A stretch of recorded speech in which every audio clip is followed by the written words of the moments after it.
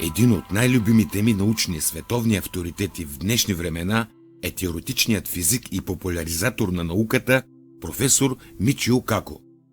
Искам да бъда ясен. Аз лично уважавам науката. Интересувам се усилено от астрономия и нови открития в тази област. Но ненавиждам научният фундаментализъм. Същото е и с религиозният фундаментализъм. Обожавам отворени умове, които не затварят вратата на стаята, в която се чувстват удобно. Прекарват целият си живот между четири стени от убеждения, а въздуха между тях изпълват с лъжи, които дишат и издишат до края на живота си. Пример за отворен ум в България беше професор Лъчезар Филипов. Той живееше в стая с отворени врати и прозорци, дишаше чистата истина и си отиде от този свят свободен от токсичността на остарелите вярвания и догми в средите на научната общност в България. Мичио Каку е отворен ум, но от световна величина. Ето защо реших да ви представя едно интервю от австралийският разследващ журналист Рос Кулхарт, което Каку споделя много важни констатации, които ще са ви необходими, за да пресеете информацията, свързана с НЛО. Както в бъдещите ми епизоди, така и като обща научна култура и за самите вас. Интервюто е дълго, така че ви пожелавам приятно гледане.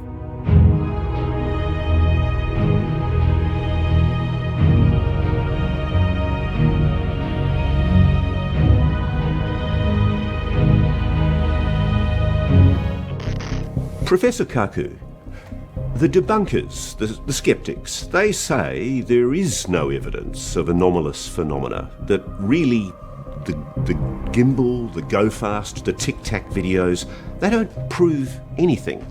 What do you say to that? I'm a physicist. We live and die with the data. We go where the data goes, even if we have to be dragged kicking and screaming into areas that we feel uncomfortable with. We go where the data goes. And the gold standard for the data is multiple sightings by multiple modes. Now think about that. Throughout history, people would say, look, Martha, look, I see something up there. Well, maybe you did, or maybe you didn't.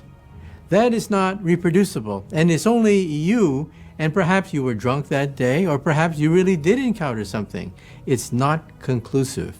What we need is multiple sightings by multiple modes, meaning more than one person has seen something up there, independently verified it, with multiple modes. That is radar, infrared sensors, optical sensors, multiple ways in which we can then triangulate and then give you the data of what was up there. And that's why those US Navy sightings from firstly 2004 and more recently right through to the present day are so important, because they're getting multiple data on different platforms. The recent pressure by Congress on the military has forced the military to own up to the fact that it's sitting on hours of videotapes of something that is up there in the sky, and that many of the military men who've seen these things were told not to make waves. Don't make waves if you want to make sure that your career is on the right track. And so now the floodgates are being opened.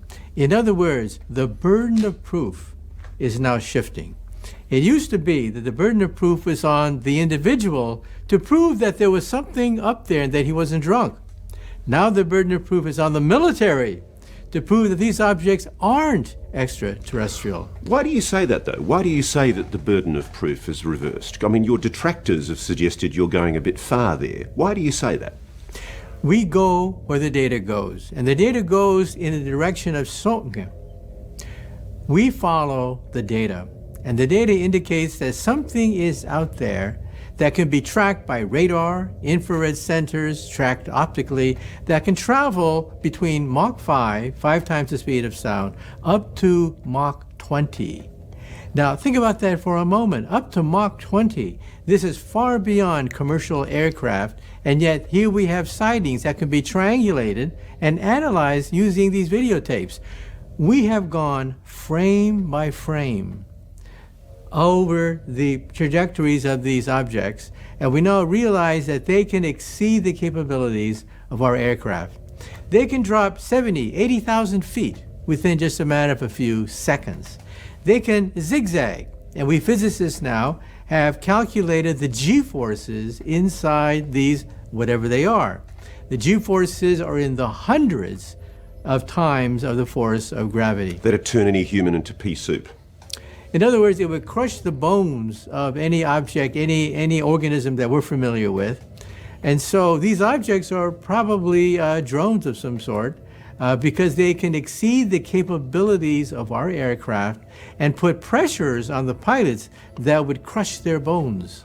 Now, the two intelligence experts from the US Defense Department who gave evidence on the 17th of May to Congress, Ron Moultrie, Scott Bray, two of the top officials in the Pentagon's intelligence section, they suggested very strongly that these were drones, these anomalous objects. To your knowledge, though, is there any known terrestrial human technology that is capable of what these objects have been seen doing? Well, if these objects can do what the data seems to indicate, then they exceed the capabilities of even our drones. We have hypersonic drones that can go up to Mach 20, but they're unstable.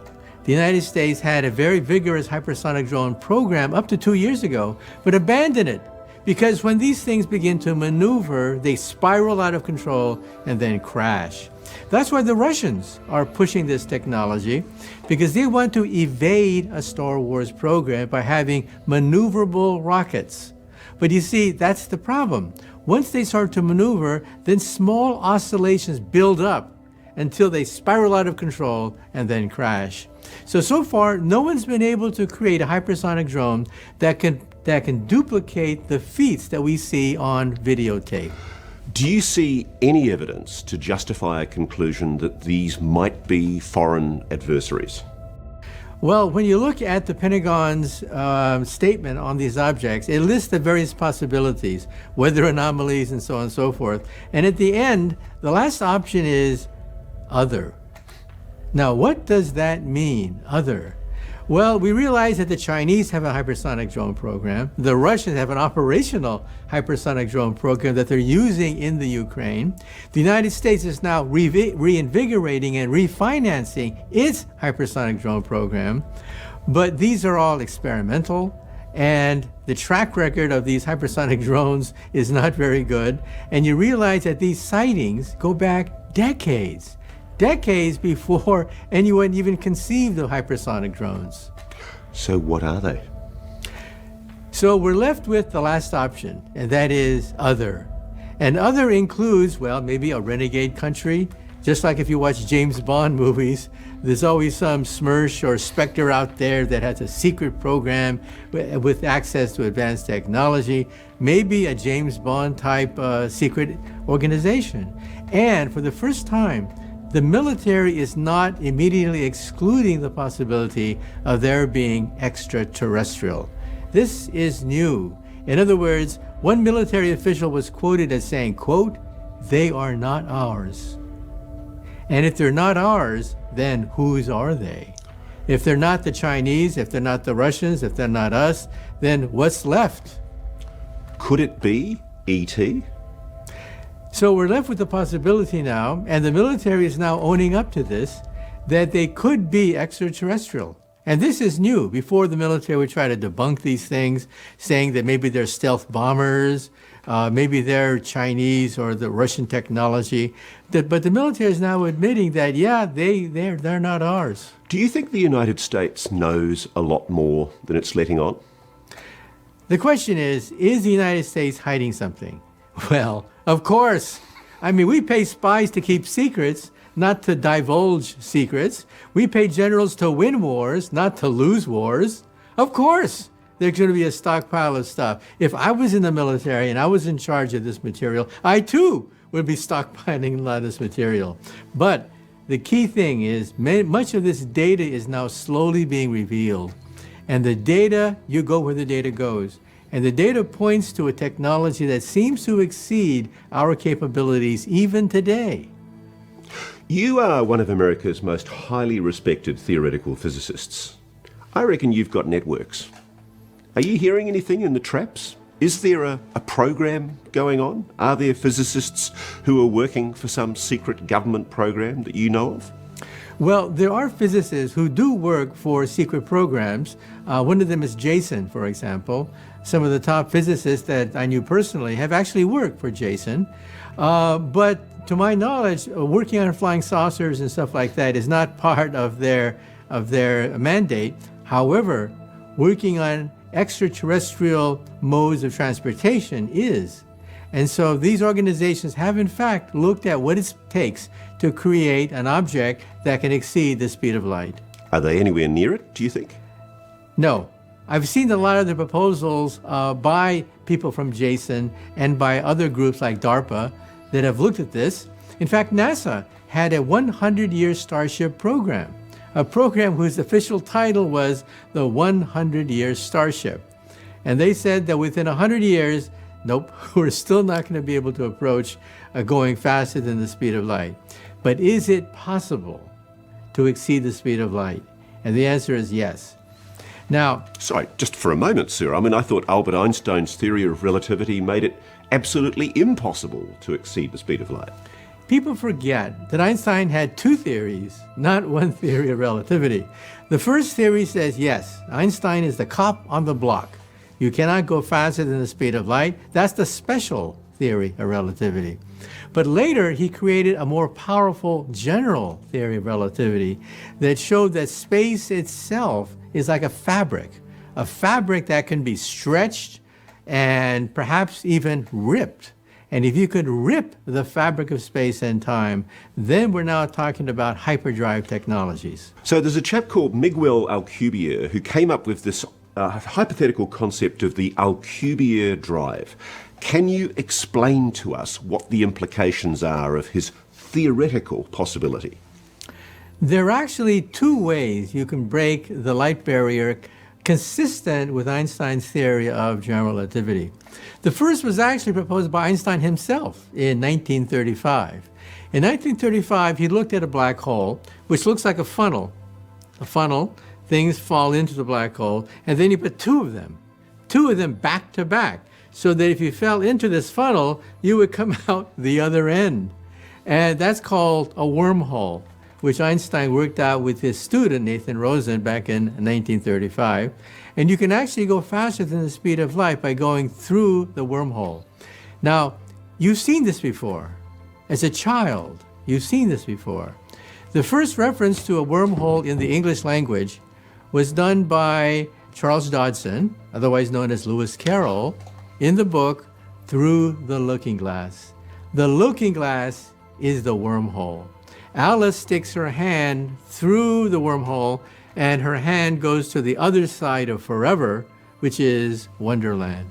So that is the first way that you might exceed the speed of light using Einstein's general theory of relativity as proposed by Einstein himself in 1935. And what's the second proposed way? The second proposal to exceed the speed of light is to stretch space. Let's say you're walking on a carpet and you crumple up the space in front of you and expand the space behind you. And then all you do is hop over the carpet. So in other words, you don't go to the stars. The stars come to you. You are literally yanking the stars in your direction, and then you're simply hopping over the distance. Now, I want to take you through, there's some complicated ideas here, but I've had the privilege of interviewing the former head of the Pentagon's UAP program, a guy called Lou Elizondo. And he uses this term, the 5 observables. I think he talks about instantaneous velocity, massively high velocities, positive lift, stealth, and transmedium travel. So there are 5 things that these objects have been recorded doing, shown by the data. Is what these 5 observables are showing consistent with Alcubierre's theory? Is if somebody's flying a craft that's operating using that stretching of space-time and warping of space-time, if you like, is that is that what would explain what we're seeing with these objects in the sky? Well, I'll be honest. There's a catch. There's always a catch. There's always a someplace, catch. Or else we would have had hyperdrive technology yesterday, right? What's the catch? The catch is energy. You need fabulous amounts of positive and negative energy in order to propel yourself so that you can exceed the speed of light. For example, the wormhole solution. We find wormhole solutions when we analyze black holes. But a black hole requires the energy of maybe 10 to 50 stars. So we're talking about stellar amounts of energy. And the same thing for the Alcubierre drive. In order to create a warp bubble in which you can then hop over compressed space, requires fabulous amounts of positive and negative energy. The latest calculation that I've seen says that you have to have energy comparable to the mass of Jupiter. Not a star, but just Jupiter in order to drive these things.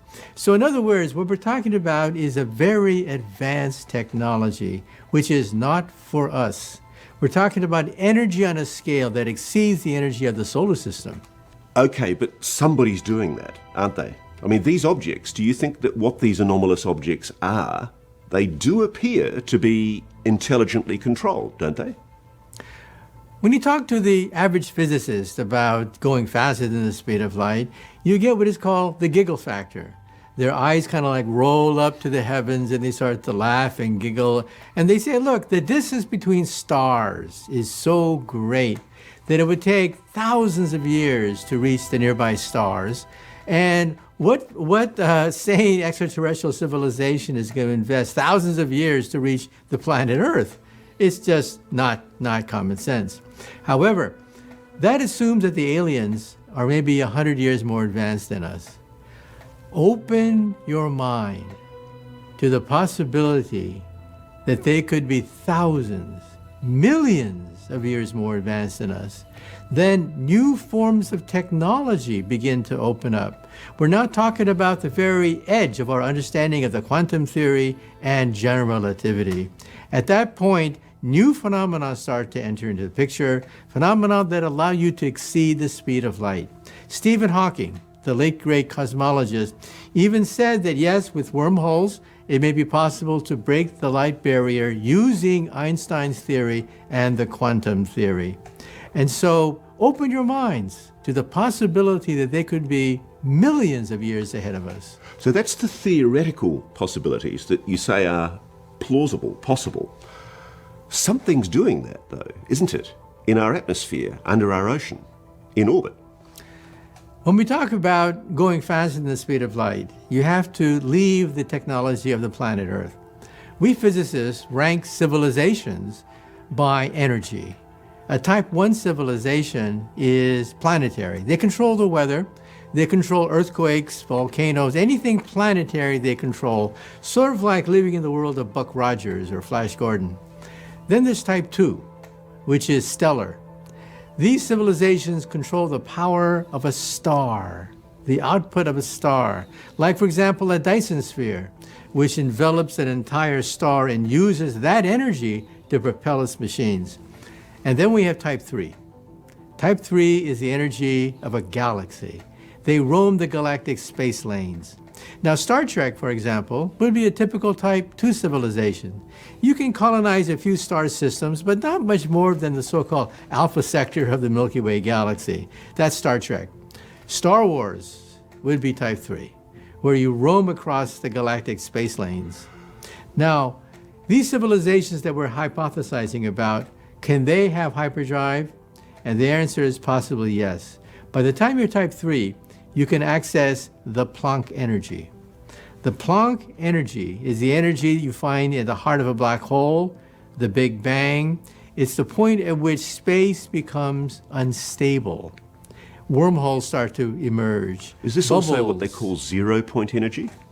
This is beyond zero-point energy. This is the ultimate energy of the universe itself, the Planck energy. That's the energy that I work with. When I publish papers, I publish at the Planck energy, the energy at which space and time become unstable. For example, let's say I have some water and I heat it up. What happens? It starts to boil. Bubbles form that expand, and you get what's called a phase transition. Now let's talk about empty space.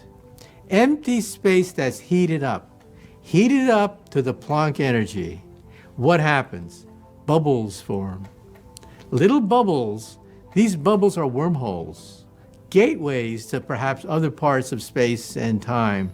And so these bubbles is probably how our universe got started. Our universe was probably one of these bubbles floating in the vacuum, and one of these bubbles expanded to create our universe. So if you are type 3, you can begin to play with baby universes.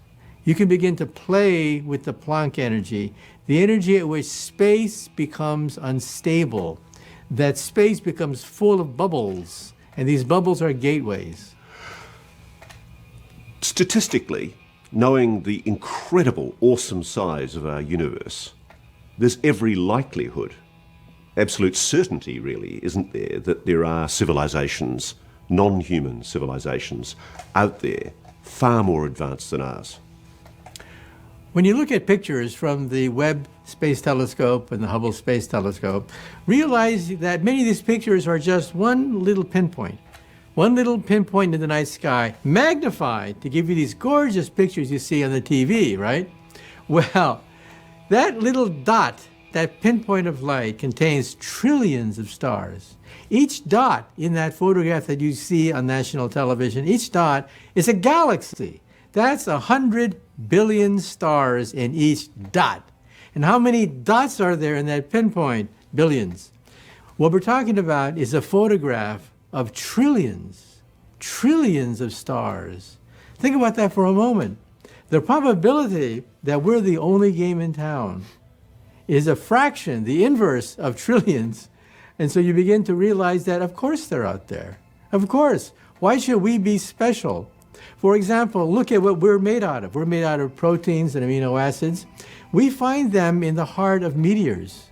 We find amino acids in gas clouds, nebula, thousands of light years from planet Earth. We see the ingredients of life, the amino acids, everywhere we look in the universe. So if I ask Professor Michio Kaku, are we alone? What do you say? People ask the question, are we alone? My attitude is, of course. What took you so long? Let's look then at the phenomena as it's being recorded on all those sensor systems that we're describing. Let's just focus, for example, on the 400 incidents that the US now admits formally to the Congress are real, unidentified aerial phenomena. They can't explain them, Professor. They appear to be intelligently controlled. Do you agree? So far, the evidence seems to point in the direction that if these objects are extraterrestrial, and I'm not saying they are, but if they are extraterrestrial, then it requires a level of intelligence that exceeds what we have, exceeds the technology of the planet Earth. The implications of that, then, are that we're being visited. I'm a physicist. You go where the data goes, and one data point points in the direction that we might be visited. It's a possibility that we cannot neglect. I mean, are we the only sentient beings in the universe? I don't think so. Let me give you then the classic rejoinder that you get from the skeptics. They say, come on, why would aliens be visiting this planet? Why would anybody care a toss? You know, I mean, we're probably an insignificant bunch of carbon related to everything else in the universe. Why would they be bothered taking an interest in humanity?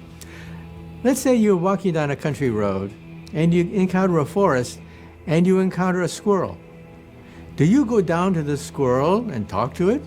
Well, initially you may be curious about the squirrel and you want to say a few things, but after a while you get bored because the squirrel doesn't talk back to you. But do you encounter these squirrels? Yeah, but for the most part you leave them alone. We are perhaps the squirrels in the forest, and any intelligent civilization that can span across stars would simply say, well, yeah, they're curious, they're interesting, let's study them, but for the most part, we'll leave them alone. But if that is the case, if really they're not that fussed about us, they do appear to be taking a close interest in things like our nuclear weapons facilities. Whatever they are, there is a high prevalence statistically of UAPs that have been witnessed over nuclear weapons facilities, nuclear power plants, places where the United States develops and processes uranium. There are two theories as to why we have an extraordinary number of sightings at military installations. One theory says that they're curious about how advanced we are. I mean, at some point, can we destroy ourselves? What happens if a war breaks out? Is our civilization unstable? So that's one possibility. But there's another possibility. And that other possibility is that's where the cameras are. That's where the seasoned pilots are. That's where we have aircraft. Not in the middle of the ocean, but no, next to weapons facilities where we have a concentration of electronic technology. Of course we're going to see more sightings there because that's where the technology is, not because they're more curious about us and our weapons program. So do you think it's quite plausible that there is an alien civilization that's been taking an interest in planet Earth for quite some time? There are some people who claim that perhaps these visitations go back thousands of years, not just back to World War II. If you look at the Bible, for example, there are sightings in the Bible. Ezekiel talks about the wheel in the sky, for example, in the chapter on Ezekiel. So then the question is, were we visited in the past? Well, I'm a physicist. We believe in data that is testable, reproducible, falsifiable. And it's not testable, it's not reproducible whether or not we were visited in biblical times. But it cannot be dismissed. There are a number of philosophers, commentators, scientists who've indicated that they've been approached privately by the US government, sections of the military, the intelligence services, to prepare America for the possibility of extraterrestrial life. The philosopher Sam Harris said as much in a podcast last year. Have you had any approaches from the US government yourself? You'd be a perfect person to explain it. I personally am a little bit skeptical about plans of scientists and politicians to prepare for an encounter with an extraterrestrial civilization. Because I've talked to the SETI people, and the SETI people are the people on the front lines. They are the ones taking all the flack. They're the ones on the front line talking about this. And I asked them, what about the protocols? What about the press releases? What about governments, the United Nations? What role are they going to play? Where are the plans? And their attitude is, they don't exist. Do you believe that, though? There are no plans. Do you believe that? Yeah, I believe there are no plans. Because politicians always drag at the tail, okay? Very rarely do you have a politician who's farsighted and see the future. No, they see the past. And as a consequence, they don't want to have the giggle factor thrown at them. They don't want to have people roll their eyes every time a politician starts to talk about these ancient civilizations. Basically, they hide their rear.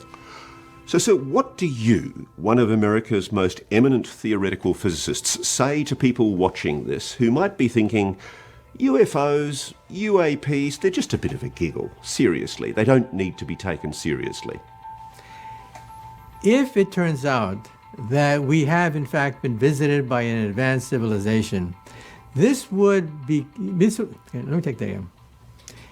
If it does turn out that we have been visited and it could be proven by an advanced civilization, then that would be the greatest moment in the history of the human race. It would be a pivotal event in the history of Homo sapiens on the planet Earth. The realization that we are not alone. And then, of course, we have to begin the process of analyzing the question, who are these people? What do they want? How can we relate to these people? These are cosmic questions. And so this is perhaps one of the greatest questions facing the history of the human race. What happens if we make an encounter? Have you copped criticism from your professional colleagues to the way in which you're putting yourself out there, conceding the possibility that this might be extraterrestrial? In the early days, if you were a scientist and you begin to make statements about public policy, your friends would shake their heads and say, oh, there he goes again. That's past. Because of the fact that so many times the people that have raised these criticisms were correct. So many times the naysayers, so many times the people that were skeptical turned out to be right. And so times have changed. There's been a sea change. There's been a change in the way the scientific community looks at this. Why do you think the Pentagon, probably one of the most secretive organisations on the planet by necessity, why do you think it's suddenly becoming more open and transparent about UFOs, UAPs? We're witnessing a sea change in the attitude of the military and the establishment. They're now owning up to the fact that there are hundreds of hours of videotapes that our pilots have now stated that for days they would see these things flying around military installation. Not just one encounter, but for days and hours they would see these things happening. Why is the military owning up to it? Because the politicians are now beginning to say, hey, maybe there is something there that is a national security threat. And why are these people, the politicians, beginning to say these things? Because of pressure from below. That is, the average person is now beginning to say, hey, wait a minute, maybe we should spend a little bit of our taxpayers' money to investigate these things. That puts pressure on the politicians, who then put pressure on the military. The military is owning up to these things, kicking and screaming. They're owning up to these things because, of course, for them, secrecy is the name of the game. I wasn't ready to understand until I looked at the old documents, going right back to the Robertson panel that started in 1952, the year of the Washington flyover over Washington, D.C., of a whole cluster of alleged UFOs. I wasn't ready for the fact that the documents show very clearly there's been a deliberate policy of disinformation, of stigmatising, ridiculing public discussion about UFOs for the last 50, 60 years. Are you aware of that? And do you think that explains a large part of the kickback that you get from talking about this subject? The fact that there's been a lot of so-called debunking, especially in the early days, my attitude is, of course you're going to get debunking, okay, because we're talking about cosmic questions that impinge upon national security, our role in the universe, our understanding of who we are. Of course, there's going to be a lot of debunking going on. Back then, I would have been one of the debunkers too, realizing that, hey, are we ready for this information? Well, are we ready? Let's assume this is extraterrestrial, which even I noticed Avril Haines, the Director of National Intelligence, conceded was a possibility. If this is ET, are we ready? There's been a change in public attitude because Hollywood has pretty much created the new mythology.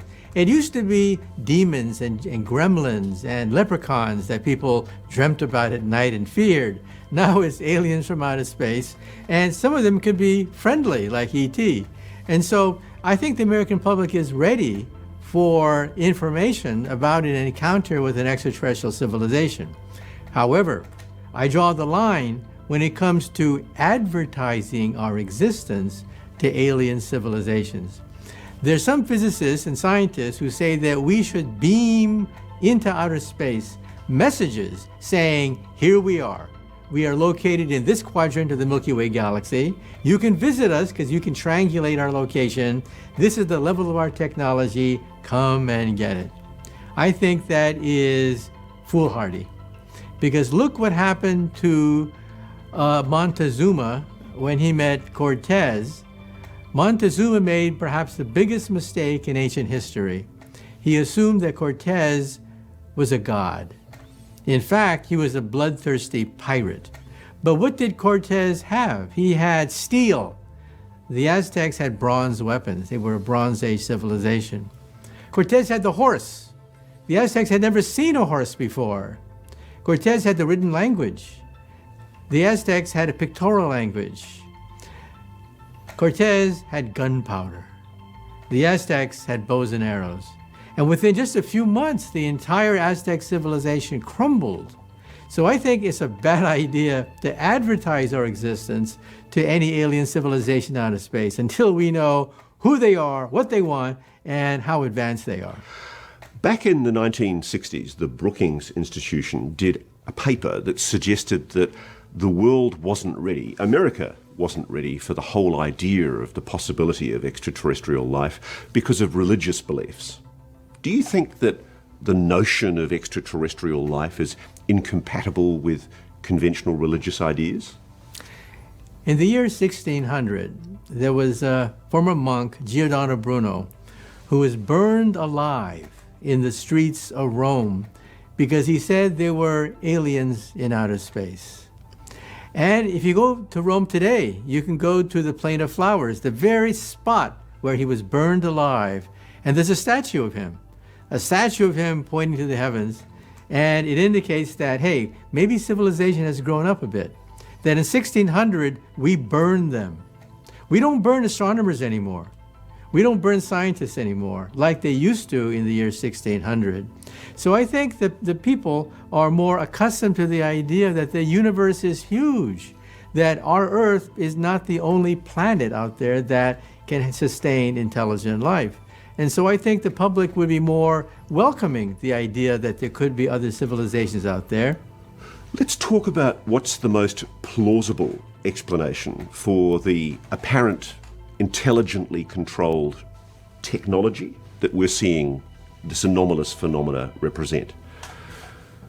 If it's not foreign adversaries, if it's unlikely to be some kind of James Bondian Dr. No character that's concealed their incredible developments away from the rest of humanity, isn't the most plausible explanation that this is some other intelligent life? Looking at all these videotapes, okay, I've come to two conclusions. One conclusion is you have to be very careful. Some of these sightings are optical illusions, so you have to eliminate them very carefully. The other possibility is they are not ours, that they represent a technology that is hundreds, thousands of years more advanced than us. And if they can go between stars, it means they're up to maybe 1 million years more advanced than us. So the idea that some of them are caused by optical illusions, that has to be looked at very seriously. Because an object that moves very slowly across your field of vision, if you don't know how far it is, you could think that it's very far away and zipping along like this, when it's actually a piece of dust or an insect that's just slowly flying across your field of vision. And that's why I find I get sent hundreds, thousands of videos from people who've held up their mobile phones and filmed something flying across the sky. 9 times out of 10, it's a waste of time because there's no reference point to make a judgment as to how far away that object was. The difference here, though, is that we now do have incontrovertible data from the US Navy in particular. There's a sad story that set the pace for the 1980s and 90s.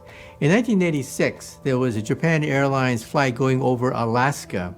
3 seasoned pilots. They saw something. They saw 3 objects tailing them. And it was not just these 3 pilots visually tracking these things. It was tracked by radar. And they communicated with the ground controllers. They were tracking this thing. What happened afterwards? These pilots were demoted. They were given desk jobs, and their careers were pretty much over. But you see, here we have a new gold standard emerging. Multiple sightings by multiple modes. 3 seasoned pilots visually locking onto an object, tracking it with radar, ground radar as well, and they were just given desk jobs. Now that Japanese airlines story you're talking about is very important because there was also a cover-up at this end in the United States. There was a chap called John Callahan in the FAA, your Federal Airports Administration, Aviation Administration, and he described how the CIA, your Central Intelligence Agency, came in and ordered that it would take possession of all of the radar data, or all of the recordings, the audio recordings of what transpired during that sighting between the air traffic controllers in Anchorage and the pilots in the aircraft. Why would the US want to cover up this kind of interesting data? Why not just be open?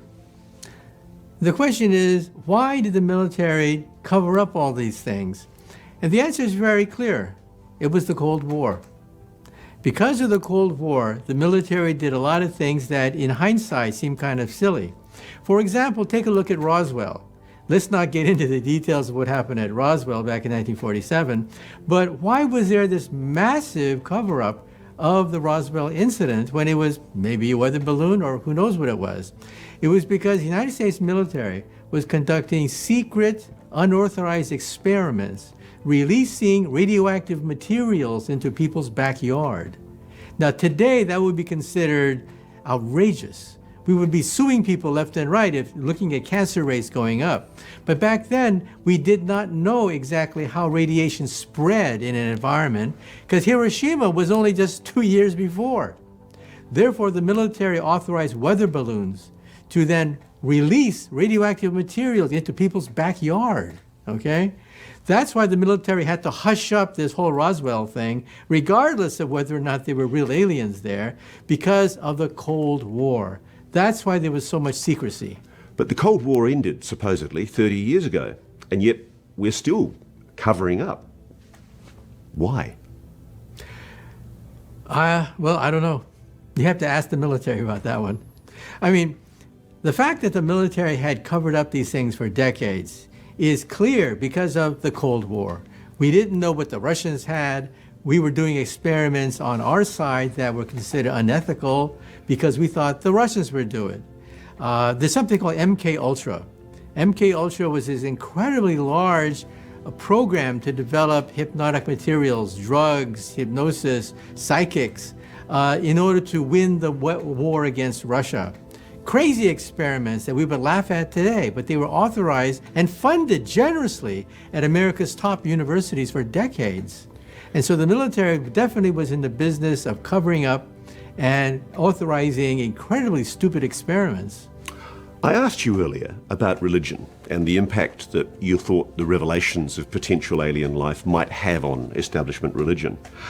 You've written a book yourself recently about God. You've engaged with the possibility that the theoretical physics that you're exploring isn't incompatible with the idea of God. Now, one of the people you've named, Stephen Hawking, he suggested that God didn't fit in to the Big Bang Theory. There was no room for God. Why do you disagree? The late Stephen Hawking had very sharp opinions about God and the creation of the universe. According to Einstein's general theory of relativity, the Big Bang was almost instantaneous, and therefore, Stephen Hawking said, aha, there was no time. There was no time for God to create the universe. It just happened just like that, and therefore God could not possibly exist. But you see, that's an old theory. We don't necessarily believe that anymore, because we now believe that the Big Bang was a quantum event. And in a quantum event, if it happens once, it can happen again, and again, and again, creating a multiverse of universes. So instead of one universe expanding, which is the Big Bang Theory, we have a bubble bath of universes, bubbles being formed out of the vacuum because we're now exceeding the Planck energy. And these bubbles create entire universes. And so we begin to realize that there was plenty of time for a God to create a universe because there was not just one universe. Now, I'll probably get my head put on a stake by some of the religions for suggesting this possibility. But is it possible God's an alien? I mean, is it possible that what we are is some kind of genetic experiment by a much more advanced civilization? Because at the heart of it, isn't what, say, the Bible or the Quran describe something that involves a highly advanced intelligence coming down to planet Earth, imbuing us with knowledge and skills, passing on understanding? Isn't that God? Isn't that alien? Well, if an advanced civilization were to come to the planet Earth in the year 1500, for example, we would consider them to be gods. Now, does that mean that they are God that created the entire universe? No. It just means that our level of technology in the year 1500 would suppose that they are, in fact, God. But whether or not there is a God is independent of whether or not an advanced civilization were to meet us in the year 1500. These are two independent questions. One question is simply, are they advanced enough to appear like God? The other question is, are they God that create the universe? These are two distinct questions. Now, sir, you, like I am sure, have seen the news media reports where key officials, both former and serving, have suggested that the United States government is in possession of, quote, exotic material. The possibility is being openly discussed that the United States has recovered alien technology, which was laughable a few years ago, but you'd agree it's being openly discussed by people like Lou Elizondo, Christopher Mellon, Eric Davis, other people who've basically claimed to have inside knowledge. What's your response to that? Do you think that's a possibility, that somewhere in a dark cave somewhere there are US scientists working on recovered technology? Well, look at it this way. I get a lot of emails from people that have claimed that you're barking up the wrong tree. The aliens are not there. The aliens are here. They visited us. They're here. And I say, what proof do you have that the aliens are here? And they tell me that they've been abducted. They've been kidnapped by aliens in outer space. Well, I have a word of advice. If you have ever been kidnapped by an alien from outer space, for God's sake, steal something. I don't care whether it's a paperclip, an alien pen, an alien calculator. Steal something. Because afterwards you can say, aha, look, proof. You want to see the evidence? I'm a physicist. We live and die by the evidence. Maybe you saw an angel last night. Maybe you did. We'll have to go through the evolutionary history of what it would take to create an angel and so on and so forth. But afterwards, where's the data? Where's the reproducible experiment that we can create tests on? It's hearsay after that. So in other words, we can speculate this afternoon until we're blue in the face about all sorts of fantastic possibilities, right? And what have we gotten? Nowhere. We've gotten nowhere because there's nothing tangible. But frankly, if I was the US government and I was in possession of technology like that, I wouldn't be revealing it either, would you? I think the probability that we have a captured flying saucer someplace at Area 51 or whatever is very, very small. But let's assume for the moment that it's true. Let's assume that we do have alien bodies, alien technologies, and so on and so forth. Would we keep it a secret? Of course. We're not stupid. I mean, you don't want to blab to the whole universe all the secrets that you can get from a damaged flying saucer. But that doesn't prove anything either. In other words, maybe, maybe not. Science is based on things that are testable, reproducible, and falsifiable. Anything outside of that is just considered hearsay. Professor Kaku, thank you very much. Аз лично няма да коментирам нищо от това интервю. Може би заради вас. Всеки има собствено мнение и визия по тези въпроси. Далеч съм от мисълта да налагам мнение. Важно е да пресеем информацията, дори от научна гледна точка, и всички заедно да отправим поглед към един и същ хоризонт. Дискусии по тези въпроси винаги ще има, но не забравяйте, че истината се ражда спора. Още повече, ако тези дискусии помагат на умът ви да работи на много по-високи нива от ежедневните житейски проблеми, които сами си създаваме, подкрепени от фалшивата социална система, която като цяло е програмирана да оглупява човечеството. С други думи, използвайте съзнанието си, а не умът ви, защото съзнанието е навсякъде, а мозък е орган, който филтрира отрицателно вроденото ви чувство за духовно оцеляване в един мрачен, затворен и материалистичен свят. С вас беше Петър Симеонов. До следващия път.